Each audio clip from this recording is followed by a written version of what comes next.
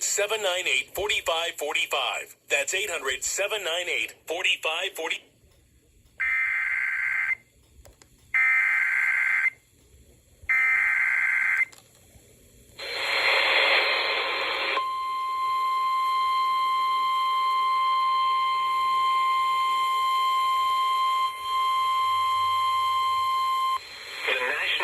Service in Salt Lake City has issued a severe thunderstorm warning for northwestern Salt Lake County in northern Utah, south central Davis County in northern Utah, east central Tuella County in northern Utah, until 7:15 p.m. Mountain Daylight Time. At 6:49 p.m. Mountain Daylight Time, a severe thunderstorm was located near Stansbury Park, or 12 miles north of Tuella, moving northeast at 20 miles per hour. Hazard, 60 miles per hour wind gusts. Source, radar indicated.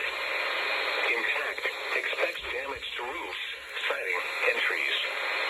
Locations impacted include Stansbury Park, Lake Point, and Antelope Island State Park.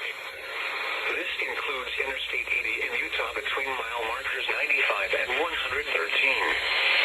For your protection, move to an interior room on the lowest floor of a building.